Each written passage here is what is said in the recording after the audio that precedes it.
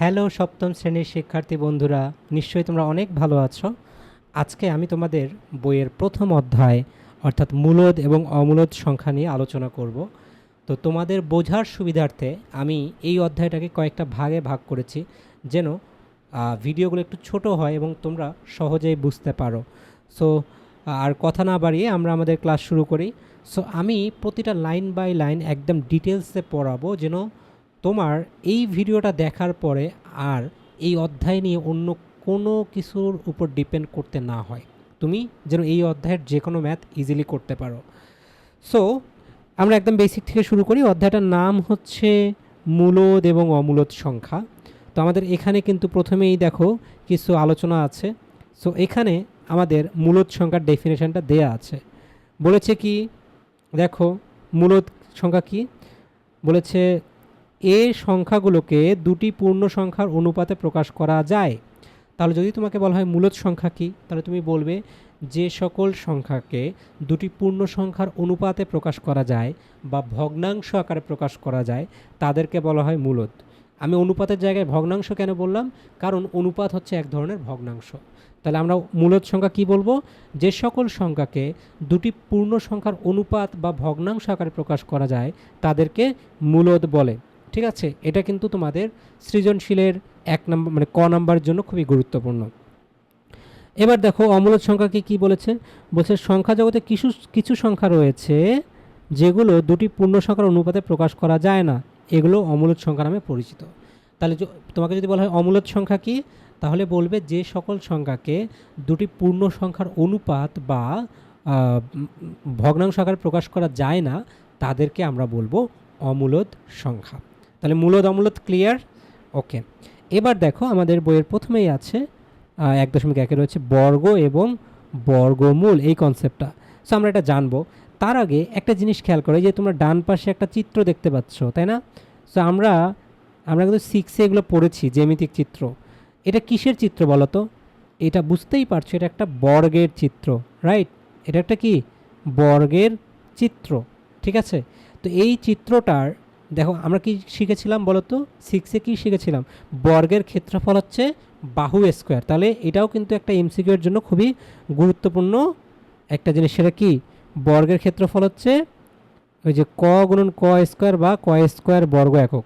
অর্থাৎ ওই বর্গটার বাহুর দৈর্ঘ্য যদি ক হয় তাহলে ওর ক্ষেত্রফল হবে ক স্কোয়ার, ঠিক আছে? তাহলে বলো যে কোনো একটা বর্গের যদি একটা বাহুর দৈর্ঘ্য 6 সেন্টিমিটার হয়, 6 সেন্টিমিটার, তাহলে ওর ক্ষেত্রফল কি হবে? বুঝতেই পারছো, এর ক্ষেত্রফল হবে 6 স্কোয়ার, ঠিক আছে? কোনো একটা বর্গের এক বাহুর দৈর্ঘ্য যদি 10 মিটার হয় তাহলে তার ক্ষেত্রফল হবে 10 স্কোয়ার বর্গমিটার। ওকে, আচ্ছা, তাহলে যাই হোক এটা আমরা বুঝলাম যে বর্গ এবং মানে বর্গের ক্ষেত্রফল জিনিসটা। এখন বর্গ এবং বর্গ সংখ্যার কনসেপ্টটা দেখো, এখানে তোমাদের বইয়ে সুন্দর করে দেওয়া আছে। বলেছে কোনো সংখ্যাকে, খেয়াল করো, বলেছে কোনো সংখ্যাকে সেই সংখ্যা দ্বারা গুণ করলে যে গুণফল পাওয়া যায় তা ওই সংখ্যার বর্গ এবং সংখ্যাটি গুণফলের বর্গমূল। এটা আন্ডারলাইন করো, হ্যাঁ? আচ্ছা, আমি আরও একটা কাজ করব, তোমাদের বইয়ের গুরুত্বপূর্ণ লাইনগুলো এইভাবে দাগিয়ে দিব। সো তোমরা অবশ্যই আমার সাথে সাথে এই গুরুত্বপূর্ণ লাইনগুলো বইয়ে দাগিয়ে নিতে পারো।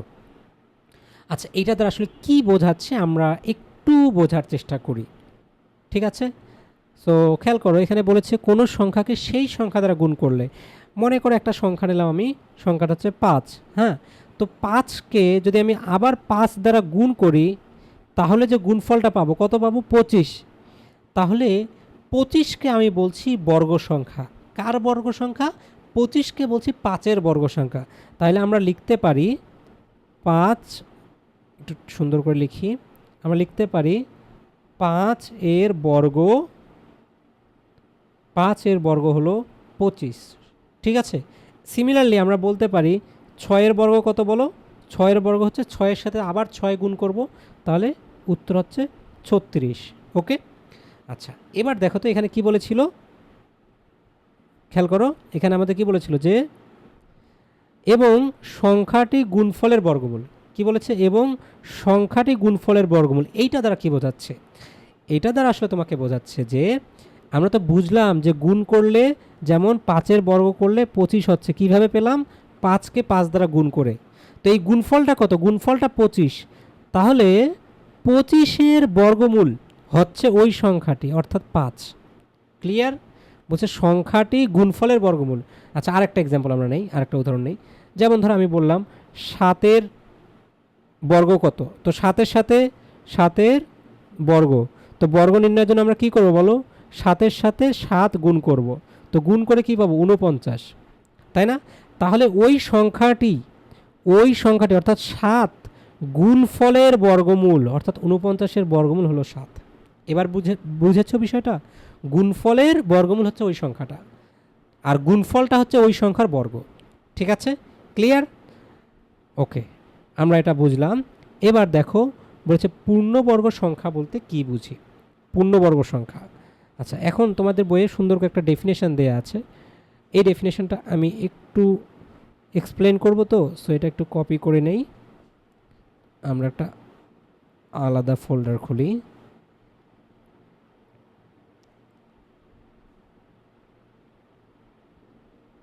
আচ্ছা, এই যে এই লাইনটা, হ্যাঁ, সো এই লাইনটা দ্বারা আসলে কি বোঝাচ্ছে আমরা একটু বোঝার চেষ্টা করি। খেয়াল করো, এখানে বলেছে সাধারণভাবে একটি স্বাভাবিক সংখ্যা। আচ্ছা, প্রথমেই আমাদেরকে বুঝতে হবে স্বাভাবিক সংখ্যা বলতে কি বোঝায়। স্বাভাবিক সংখ্যা তো তোমরা জানো, শূন্যের চেয়ে বড় পূর্ণ সংখ্যাগুলোকে স্বাভাবিক সংখ্যা বলে। তার মানে স্বাভাবিক সংখ্যা, এটাকে আমরা এন দ্বারা প্রকাশ করতে পারি। এটা অলওয়েজ কি হবে? এন অলওয়েজ গ্রেটার দেন 0, শূন্যের চেয়ে বড় হবে। তাহলে স্বাভাবিক সংখ্যা হতে হলে কী হতে হবে? শূন্যের চেয়ে বড় হতে হবে। তাহলে একটা স্বাভাবিক সংখ্যা এম কে কি বলছে? একটি স্বাভাবিক সংখ্যা এম কে যদি অন্য একটি স্বাভাবিক সংখ্যা এন স্কোয়ার দ্বারা প্রকাশ করা যায়, তাহলে এম কে যদি এন স্কোয়ার দ্বারা প্রকাশ করা যায়, তখন আমি বলতে পারবো এম হচ্ছে একটা বর্গ সংখ্যা, বা একে আমরা পূর্ণবর্গ সংখ্যাও বলতে পারি। বিষয়টা আমি একটু এক্সাম্পলের মাধ্যমে ভালো করে বোঝাচ্ছি। মনে করে একটা সংখ্যা নিলাম আমরা 25। খেয়াল করো, সো 25কে কি আমি দেখো তো 5 স্কোয়ার আকারে লিখতে পারি কিনা? মানে এই যে অন্য একটা সংখ্যার বর্গ আকারে লিখতে পারি কিনা? পারি। সো যেহেতু 25কে আমি আর একটা স্বাভাবিক সংখ্যা অর্থাৎ 5-এর বর্গ আকারে প্রকাশ করতে পারি, দ্যাটস ওয়াই 25কে আমি বলবো এটা একটা পূর্ণবর্গ সংখ্যা। তাহলে 25 হলো আমার পূর্ণবর্গ সংখ্যা, কারণ 25কে অন্য একটি সংখ্যা অর্থাৎ 5-এর বর্গ আকারে প্রকাশ করা যায়। সিমিলারলি ধরো 16 একটা সংখ্যা, তো 16কেও কিন্তু আমি কি করতে পারি? 4 স্কোয়ার আকারে লিখতে পারি। তুমি এই ডেফিনেশনটা তোমার কাছে ক্লিয়ার যদি না হয়, তুমি একটা কাজ করো, এই 16কে এখন চিন্তা করো এম, মনে করো 16 হচ্ছে এম আর 4 হচ্ছে এন, তো 4কে কি এন স্কোয়ার আকারে লেখা যায়? বুঝতে পারছো? তাহলে সেই হিসাবে এম হচ্ছে আমার কি? এম হচ্ছে পূর্ণবর্গ সংখ্যা। আই থিঙ্ক তোমরা কনসেপ্টটা এবার ভালো করে বুঝেছো। এখন এটা তো আসলে বইয়ের ডেফিনেশন, মানে অর্থাৎ যদি তোমার পরীক্ষায় আসে ক নাম্বারে সৃজনশীলে যে পূর্ণবর্গ সংখ্যা বলতে কী বুঝো, তাহলে তোমাকে কিন্তু এই ডেফিনেশনটাই লিখতে হবে। বাট আমি তোমাকে মনে রাখার সুবিধার্থে আর একটা ডেফিনেশন বলি, সেটাও লিখে রাখতে পারো। ডেফিনেশনটা হচ্ছে যে সকল সংখ্যার বর্গমূল আছে তাদেরকে পূর্ণবর্গ বলে।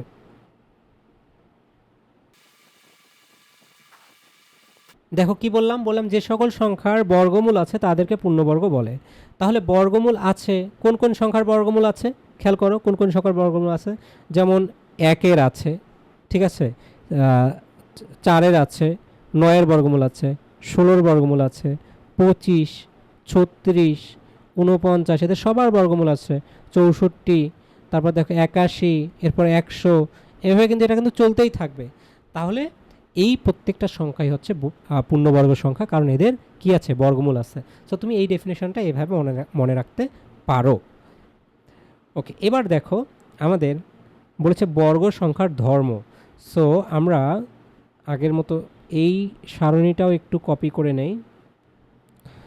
আচ্ছা, এই জিনিসটা খুবই খুবই খুবই গুরুত্বপূর্ণ। হ্যাঁ, সো তোমাকে যেটা করতে হবে, তোমাকে 1 থেকে 20 পর্যন্ত প্রত্যেকটা সংখ্যার বর্গ এবং বর্গমূল এটা বের করতে হবে। ঠিক আছে, এটা মুখস্থ রাখতে হবে অলওয়েজ, তাহলে তুমি ম্যাথগুলো দ্রুত করতে পারবে। ঠিক আছে, সো আমরা একটু দেখি।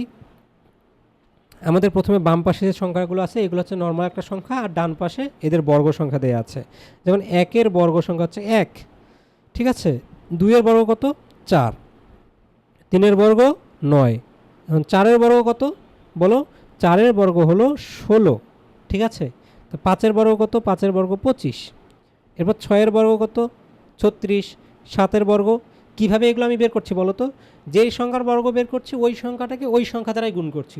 যেমন 7-এর বর্গ 7 7 49, 7কে ওই 7 দ্বারাই আমি গুণ করছি। এরপর দেখো 8-এর বর্গ হচ্ছে 8 8 64।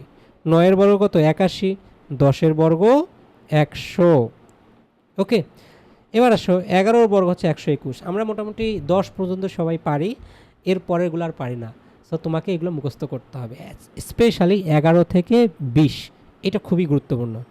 আচ্ছা এবার আসো, দেখো 12-এর বর্গ হচ্ছে 144। ওকে, এবার আসো 13-এর বর্গ হচ্ছে 169। 13-এর বর্গ কত? 169। 14-এর বর্গ হলো 196। 15-এর বর্গ হলো 225, ঠিক আছে। 16-এর বর্গ কত? 16-এর বর্গ 256। এরপর আসো 17-এর বর্গ কত? 17-এর বর্গ হচ্ছে 289। এবার আসি 18-এর বর্গ কত? 18-এর বর্গ হচ্ছে 324। 19-এর বর্গ কত? 19-এর বর্গ 361। অ্যান্ড ফাইনালি 20-এর বর্গ হলো 400, ঠিক আছে। সো এই যে আমরা 1 থেকে 20 পর্যন্ত সংখ্যাগুলোর বর্গ সংখ্যা জানলাম, ঠিক আছে। তো এটা উল্টা করেও আসতে পারে, যেমন 361 এর বর্গমূল কত? তখন তোমাকে মনে রাখতে হবে এটা হবে 19। সো এটা যদি তুমি মুখস্থ করো তাহলেই পারবা, আর না হলে তোমাকে কিন্তু ক্যালকুলেশন করে করে বের করতে হবে, ঠিক আছে। এখন তোমাকে আমি একটা ম্যাজিক শেখাই, হ্যাঁ। যে কোনো সংখ্যার বর্গ সংখ্যা খুব দ্রুততম সময়ের মধ্যে বের করার জন্য আমরা কি করতে পারি? যেমন ধরো তোমাকে বলা হলো যে 28, 28-এর বর্গ কত? এটা তো 20-এর বাইরে, তখন তুমি কীভাবে বের করবা? তুমি 28-এর সাথে 28 গুণ করবা। সো গুণ করতে তো টাইম লাগবে, এর চেয়ে আমরা একটা শর্টকাট মেথড বের করব। শর্টকাট মেথডে এটা আমরা বের করে দেখব, দেখি সেই শর্টকাটটা কি। শর্টকাটটা হচ্ছে, প্রথমে যে সংখ্যাটা আছে দেখো 2, তাই না? বামে কি 2, 2 আর এই যে ডানে কত? 8, এই দুইটার আমরা বর্গ সংখ্যা বের করব। 2-এর বর্গ কত? 2-এর বর্গ 4। কিন্তু আমরা এখানে অলওয়েজ 2 ঘর করে করে নিব। 2 ঘর মানে যেমন 4 তো 1 অঙ্ক বিশিষ্ট, এই জন্য আমি বাম পাশে একটা শূন্য দিব। তার মানে যদি কোনো সংখ্যা 1 অঙ্ক বিশিষ্ট হয় সেটার বাম পাশে শূন্য দিয়ে ওটাকে 2 ঘর বানাবো। এরপর 8-এর বর্গ হচ্ছে 64, আমি এই দুটোকে এভাবে পাশাপাশি লিখব। এটা তো খুবই সহজ, তাই না? 2-এর বর্গ 4, 8-এর বর্গ 64। এবার নিচে যাব, আমি নিচের ঘরে যাব। নিচে গিয়ে এই সোজা এই লাইনটা আমি কেটে দিব। প্রথম যে ডান পাশে ঘরটা এটাতে ক্রস দিব, দিয়ে এবার এই দুইটা বাম পাশে যে অঙ্ক দুটো আছে এই দুটো গুণ করব। দেখো তো কত কত? 2 আর 8, এই দুটাকে গুণ করলে কত হয়? 8 দুগুণে 16। এবার এইটাকে আবার 2 দ্বারা গুণ করব। 16 দুগুণে কত বলো? 16 দুগুণে 32, ঠিক আছে। এবার এটা আমি যোগ করে দিব। দেখো 4 6 আর 2 8, 4 3 7, আর এই ডান বাম পাশে শূন্য, শূন্য আমাদের বসাতে হবে না, অর্থাৎ 28-এর বর্গ হচ্ছে 784। তোমার কাছে এটা একটু জটিল মনে হতে পারে প্রথমে, কিন্তু এটা আসলেই সহজ। দেখো এবার আমরা আরেকটু বড় একটা সংখ্যা নেই, ধরো আমরা নিলাম 54, যে 54-এর বর্গ কত? তো 54-এর বর্গের জন্য আমরা প্রথমে দেখো 5-এর বর্গ নেব, 5 5 25, 4-এর বর্গ হচ্ছে 4 4 16 নিলাম। এবার কি করবো? ডান পাশে ক্রস দিব।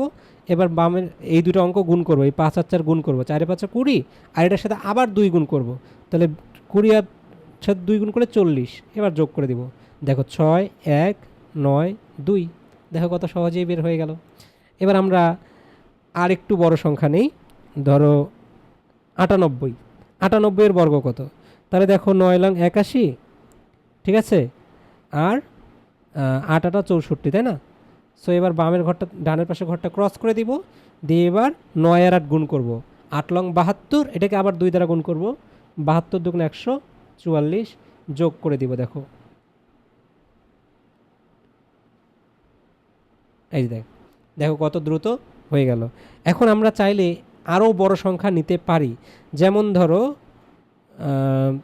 আমরা নিলাম যে, ধরো একটা সংখ্যা নিলাম কত? 125, বললাম যে 125-এর বর্গ কত? 125-এর বর্গের জন্য আমরা যেটা করবো প্রথমে কি 12 বর্গ কত 144। এই জন্য তোমাকে কিন্তু এগুলো একটু মুখস্থ করতে হবে। এবার আসো 5-এর বর্গ কত? 5-এর বর্গ 25। ঠিক আছে, এবার ডানের ঘরটা ক্রস করে দিব। এবার এই দুটো গুণ করব, এখানে আছে আমার 12 আর ডানে আছে 5, তাহলে 5 12 60, 60 দুগুণে 120 দিয়ে আমি এর সোজা লিখে যোগ করে দিব। দেখো 5 2 4 আর 2 6, 4 আর 1 5, এই যে 1।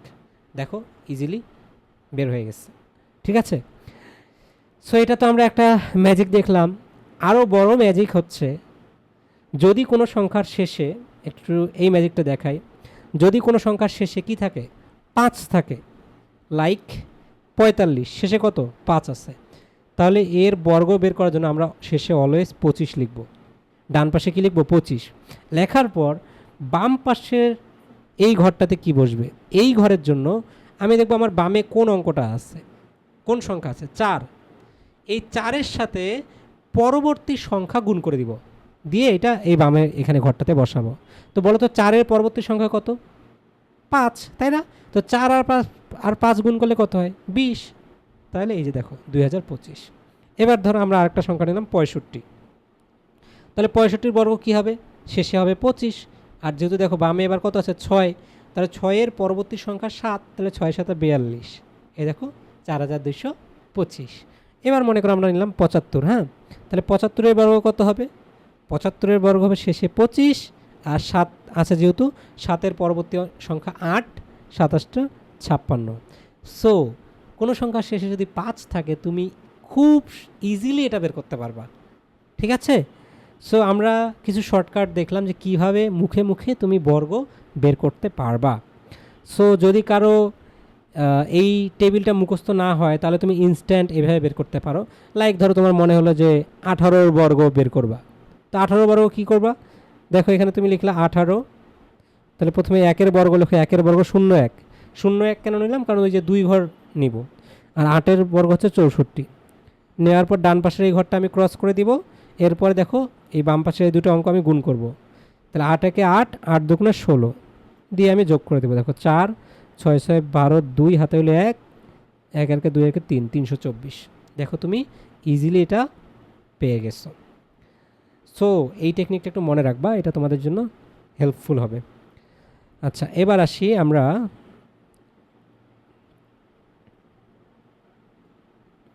এটা তো বুঝলাম। এবার আমরা আরেকটা ইম্পর্টেন্ট জিনিস নিয়ে আলোচনা করব, সেটা হচ্ছে এই বর্গ সংখ্যাগুলোর বৈশিষ্ট্য। হ্যাঁ, ওকে, বর্গ সংখ্যাগুলোর বৈশিষ্ট্য। আচ্ছা, আমরা যেটা ফিল আপ করেছিলাম এটা একটু আরেকবার করি।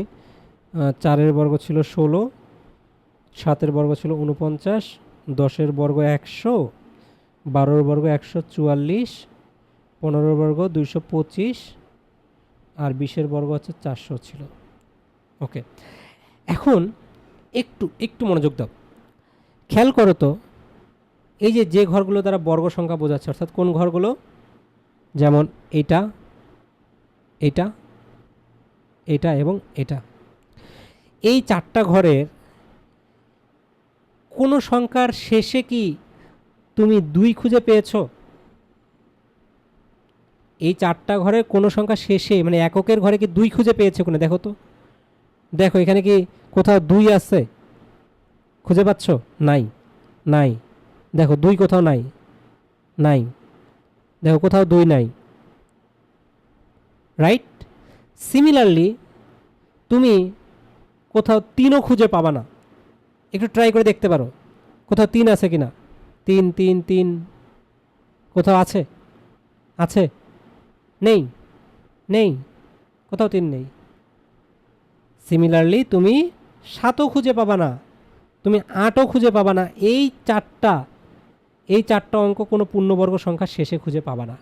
তাহলে যদি কোনো সংখ্যার এককের ঘরে বা কোনো সংখ্যার শেষে 2 3 7 8 থাকে, কোনো সংখ্যার শেষে যদি 2 3 7 8 থাকে, সেই সংখ্যাটা কি হবে না? তাহলে সেটা পূর্ণবর্গ হবে না, পূর্ণবর্গ হবে না। ক্লিয়ার?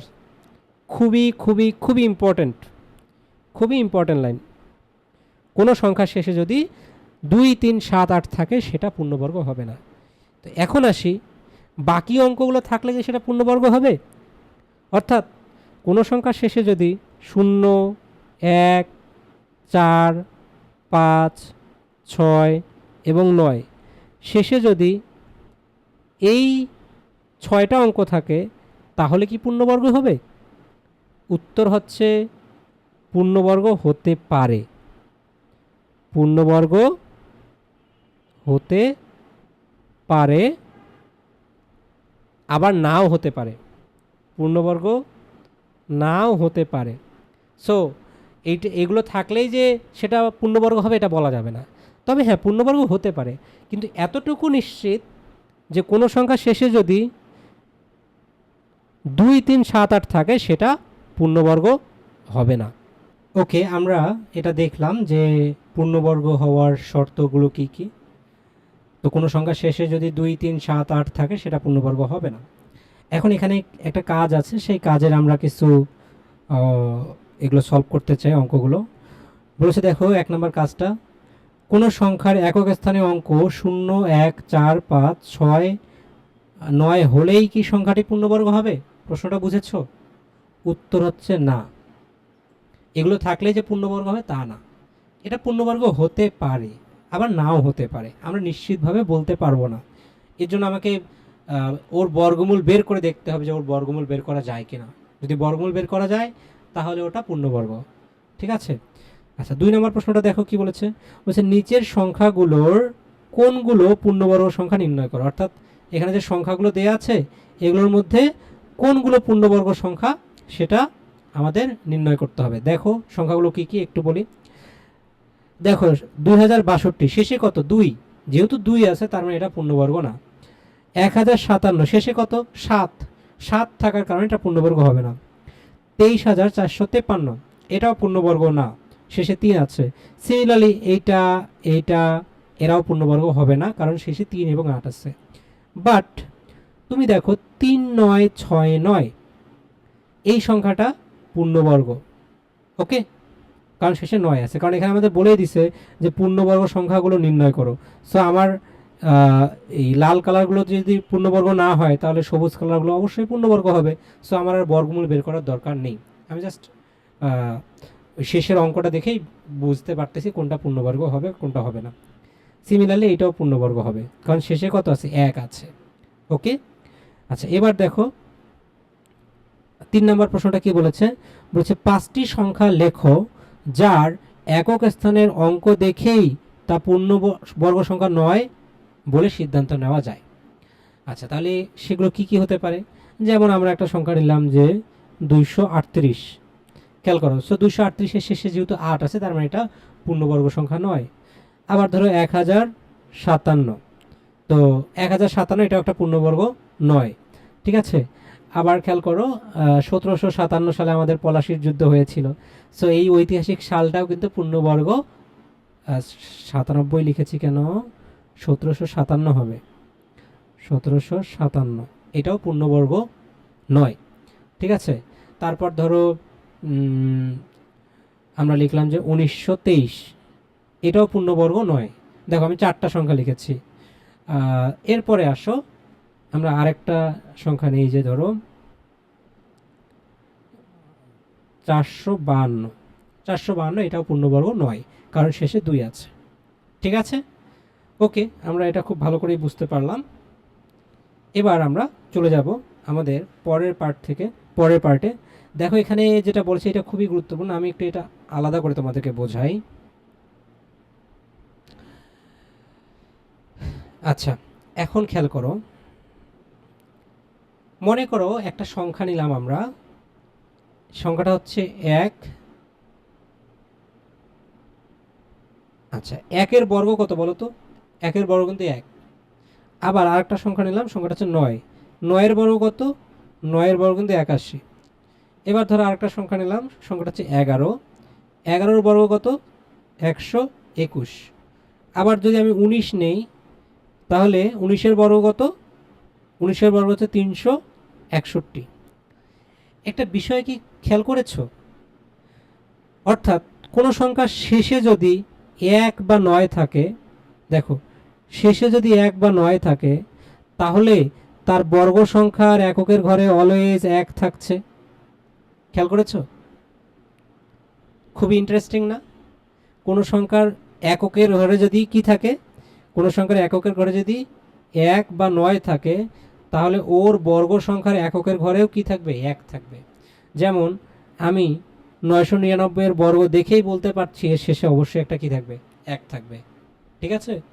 আচ্ছা, এরপর ধরো আমি বললাম যে 221 বর্গের শেষে কত থাকবে? অবশ্যই 1 থাকবে, কারণ এর বর্গের শেষে এই সংখ্যাটার শেষে এককের ঘরে 1 আছে। পয়েন্টটা কি বুঝেছো? তাহলে কোনো সংখ্যার এককের ঘরে বা শেষে যদি 1 বা 9 থাকে তাহলে ওর বর্গের এককের ঘরে 1 থাকবে। সিমিলারলি আমি বলতে পারি কোনো সংখ্যার বর্গের শেষে যদি বর্গের শেষে না, কোনো সংখ্যার শেষে যদি 2 বা 8 থাকে তাহলে তার বর্গের শেষে 4 থাকবে। কিভাবে মনে রাখবো আমরা এটা? এই যে তুমি এভাবে মনে রাখো যে দেখো যে 2 এর বর্গ কত? 2 এর বর্গ হলো 4। আবার 8 এর বর্গ কত? 8 এর বর্গ 64। তো দেখো উভয় ক্ষেত্রে শেষে কত আছে? শেষে কিন্তু আমার 4 আছে, একক বর্গের শেষে 4 আছে। তাহলে কোনো সংখ্যা শেষে যদি 2 বা 8 থাকে তাহলে তার বর্গের শেষে 4 থাকবে। একইভাবে আমরা বলতে পারি কোনো সংখ্যার শেষে যদি 3 অথবা 7 থাকে তাহলে তার বর্গের শেষে 9 থাকবে। কেন? কারণ এই যে দেখো 3 এর বর্গ করলে কত হবে? 3 × 9, আর 7 এর বর্গ করলে 7 × 7 = 49, এককের ঘরে 9 থাকছে। এভাবে আমি এটা বের করলাম। ওকে, এবার আসো কোনো সংখ্যার শেষে যদি 4 অথবা 6 থাকে তাহলে তার বর্গ সংখ্যার এককের শেষে 6 থাকবে। এই চারটা খুবই গুরুত্বপূর্ণ। হ্যাঁ, এই যে এই চারটা মনে রাখবো, খুবই গুরুত্বপূর্ণ। এখন এই চারটা তুমি কিভাবে মনে রাখবা? একটা শর্টকাট টেকনিক বলি। শর্টকাট টেকনিকটা হচ্ছে এখানে খেয়াল করো, এই যে আমার বাম পাশে যে সংখ্যাগুলো আছে দেখো প্রত্যেকটা সংখ্যা যোগ করলে 10 হবে। খেয়াল করছো? প্রত্যেকটা সংখ্যা যোগ করলে কিন্তু 10 হচ্ছে। ইন্টারেস্টিং না? তাহলে আমরা এভাবে মনে রাখতে পারি যে মনে করো কোনো একটা সংখ্যার শেষে যদি 8 থাকে তাহলে তার বর্গের শেষে কত থাকবে? 4 থাকবে। তো তুমি বুঝতেছো একটা সংখ্যা হচ্ছে 8, আর একটা সংখ্যা কত যার বর্গের শেষে 4 থাকবে? তুমি এভাবে বের করতে পারো। আর একটা সংখ্যা হচ্ছে 2। কিভাবে? ওই যে দুইটা যোগ করে 10 বানাবা। ঠিক আছে? তাহলে কোনো সংখ্যার শেষে যদি 9 থাকে তাহলে তার বর্গের শেষে 1 হবে। আর কোন সংখ্যার শেষে 1 আর কোন সংখ্যার বর্গের শেষে 1 থাকবে? সেটা হচ্ছে 1। তাহলে কোন কোন সংখ্যার বর্গের শেষে 4 আছে? সেটা হচ্ছে 2 এবং 8। কোন কোন সংখ্যার বর্গের শেষে 9 আছে? সেটা হচ্ছে 3 এবং 7। কোন কোন সংখ্যার বর্গের শেষে 6 আছে? সেটা হচ্ছে 4 এবং 6। আই থিঙ্ক তোমরা এটা বুঝেছ। ওকে, আচ্ছা, আরেকটা জিনিস একটু ক্লিয়ার করি। সেটা হচ্ছে কোনো সংখ্যার শেষে যদি জোড় সংখ্যক শূন্য থাকে, অর্থাৎ কি বললাম? জোড় সংখ্যক শূন্য থাকলে পূর্ণবর্গ হতে পারে। ঠিক আছে? আবার নাও হতে পারে। কিন্তু যদি বিজোড় সংখ্যক শূন্য থাকে তাহলে পূর্ণবর্গ হবে না, কখনোই হবে না যদি বিজোড় সংখ্যক শূন্য থাকে। যেমন আমি তোমাকে বললাম এটা কি পূর্ণবর্গ? উত্তর হচ্ছে হ্যাঁ, এটা পূর্ণবর্গ, কারণ 400 এর বর্গমূল আছে 20। কিন্তু যদি এখানে আরেকটা শূন্য বসিয়ে দেই, এখন দেখো 4-এর পরে 3টা বিজোড় সংখ্যক শূন্য আছে, তাহলে এটা কখনোই পূর্ণবর্গ হবে না। যদি আরেকটা শূন্য বসাই তাহলে আবার পূর্ণবর্গ, যদি আবার আরেকটা শূন্য বসাই তাহলে পূর্ণবর্গ হবে না। তারপরে বিজোড় সংখ্যক শূন্য থাকলে সেটা আর পূর্ণবর্গ হবে না। ওকে, ডান। এগুলো আমি ইম্পর্টেন্ট কথাগুলো বলেছি। এখন দেখো এখানে একটা শূন্যস্থান পূরণ করতে হবে আমাদের। এই যে বলেছে কোনো সংখ্যার একক স্থানীয় অঙ্কে যদি 1 অথবা 9 থাকে তাহলে তার বর্গ সংখ্যার এককের ঘরে কি হবে বলো? এককের ঘরে 1 হবে। আমরা একটু আগেই সলভ করেছি। কোনো সংখ্যার এককের ঘরে যদি 3 অথবা 7 থাকে তাহলে তার বর্গ সংখ্যার এককের স্থানে 9 হবে। ঠিক আছে? কোনো সংখ্যার কোনো সংখ্যার একক স্থানীয় অঙ্ক যদি 4 অথবা 6 হয় তাহলে বর্গের শেষে 6 থাকবে। সো এটা আমরা করলাম। এখন দেখো এখানে লক্ষণীয় দিয়ে কয়েকটা ইম্পর্টেন্ট নোট বলেছে, এগুলো আমরা অলরেডি আলোচনা করেছি, আরেকবার একটু বলি। যে সংখ্যা সর্বডান দিকের অঙ্ক 2, 3, 7, 8 তা পূর্ণবর্গ নয়, অর্থাৎ 2, 3, 7, 8 থাকলে সেটা পূর্ণবর্গ হবে না। বলছে যে সংখ্যা শেষে বিজোড় সংখ্যক শূন্য সেটাও পূর্ণবর্গ নয়, মাত্রই আলোচনা করেছি। আবার বলেছে একক স্থানীয় অঙ্ক 1, 4, 5, 6 বা 9 হলে সংখ্যাটি পূর্ণবর্গ হতে পারে। লাস্ট ওয়ান বলেছে জোড়া সংখ্যক শূন্য থাকলে ওই সংখ্যাটি পূর্ণবর্গ হতে পারে। ক্লিয়ার? সো এবার দেখো এখানে আমাদের একটা কাজ আছে, এই কাজটা করলে আমাদের আজকের ক্লাস শেষ। আমি একটু ক্লাসটা একটু ডিপলি আলোচনা করছি, তো এই জন্য ক্লাসটা একটু বড় হচ্ছে, বাট ক্লাস ডিপলি আলোচনা করলে এটা তোমার জন্যই ভালো। ঠিক আছে, তুমি অনেক কিছু শিখতে পারবা, তোমার জন্যই এটা বেনিফিট। আচ্ছা দেখো এখানে বলেছে কি নিচের সংখ্যাগুলোর বর্গ সংখ্যার একক স্থানীয় অঙ্কটি কত হবে সেটা বের করবো আমরা।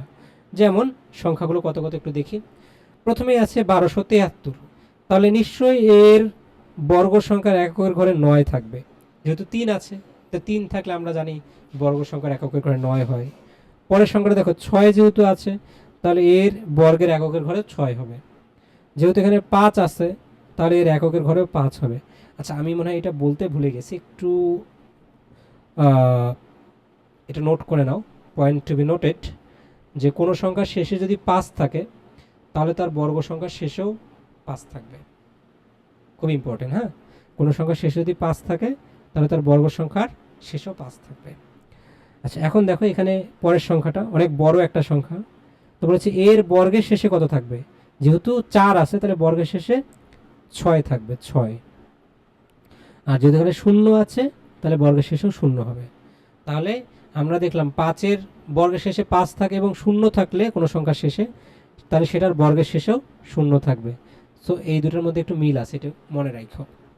So that was our today's class. আমি আমার সাধ্যমতো চেষ্টা করেছি তোমাকে পুরোটা বোঝাতে। আমার মনে হয় না যে এরপরে তোমার আর এই অধ্যায়ের এই পোর্শনে কোনো প্রবলেম হবে। ইনশাল্লাহ আমরা নেক্সট ক্লাসে বর্গমূল কিভাবে বের করতে হয় সেটা নিয়ে আলোচনা করব। ঠিক আছে, সবাই ভালো থাকো, আল্লাহ হাফেজ।